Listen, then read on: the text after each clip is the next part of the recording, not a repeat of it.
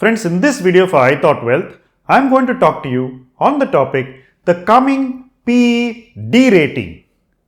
We saw PE multiples re-rate right through 2021. We saw companies, sectors all getting re-rated. On the one side, we saw large cap companies, the companies like Titan, enjoying a PE ratio which they have never enjoyed before. Even financials went to the upper end of their PE band, what we have seen in history. And we saw this spread across into FMCG, into pharma, into mid caps, into small caps. Even micro cap companies started trading at PE ratios of 20 plus forward earnings. It was in this context that we saw the Russian invasion into Ukraine. We entered this conflict with very high multiples across categories.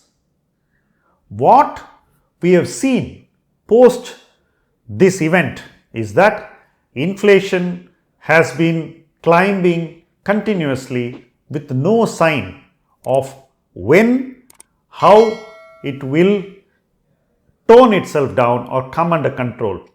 With no visibility, gradually the markets are being forced to rethink whether the valuations they are paying for companies, the PE ratios are justified.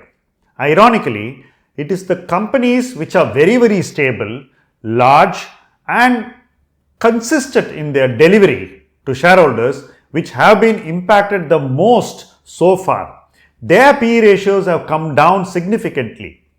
It began with private financials and then it has spread into consumer stocks. It's gone into different parts of the large cap universe. Yet, we don't see such a panic in the mid cap or the small cap universe. Even today, we have a peculiar situation where large cap PE multiples are lower than mid cap PE multiples. For that, I would blame the categorization of mid cap which has been in force for some time now. We have forced all the institutional investors into 150 stocks. To my mind, this was not a good idea, and the consequence is that everybody is incestuously investing into a very small subset of companies within this 150 stocks. The net result is these companies still enjoy a higher PE ratio than even large cap stocks. The small cap universe is in fact worse than the mid cap universe. Even today, multiples of small cap are trading higher, way higher than their historic mean. We are seeing companies at valuations which factor in so many things.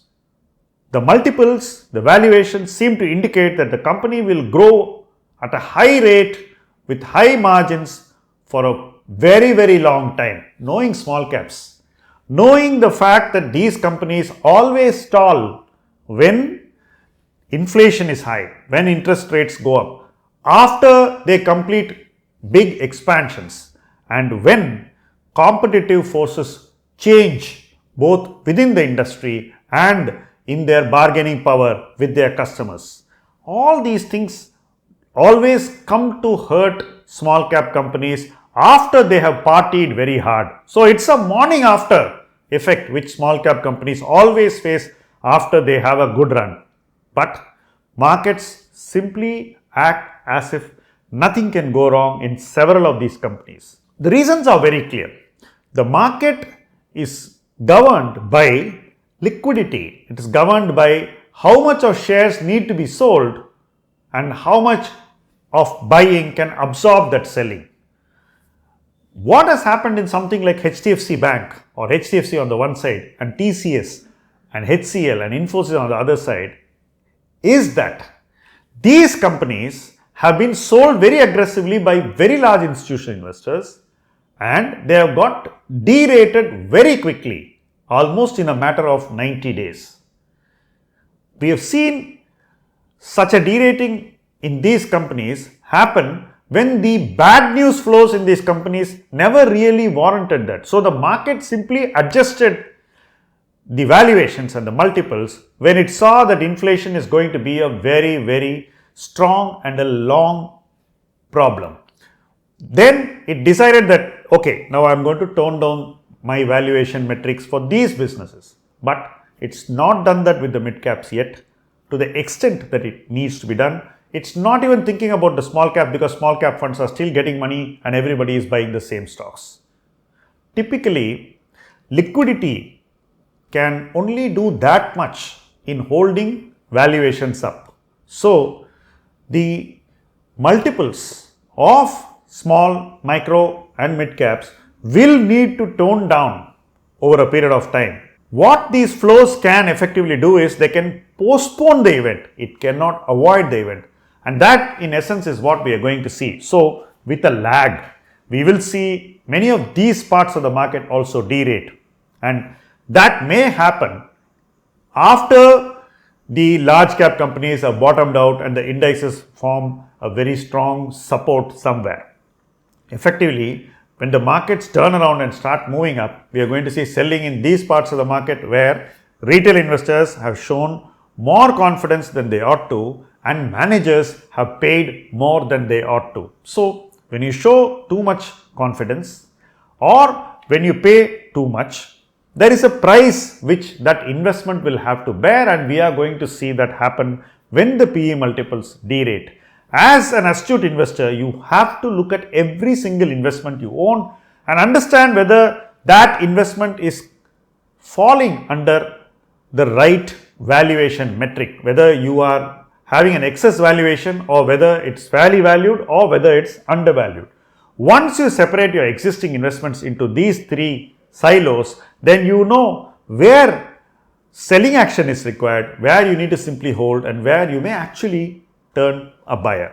Effectively, you need to sift your portfolio and segregate all your holdings according to valuation, then understand which valuation is justified, which valuation can maintain and which valuation is very attractive. You also need to know which valuation needs very strong action.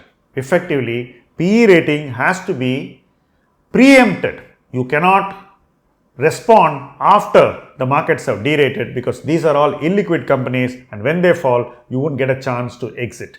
That in essence is what investors must understand about PE derating.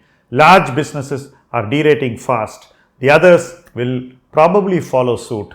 Be an early bird and take necessary actions to save yourself where valuations are running way ahead of fundamentals. Thank you for watching this video.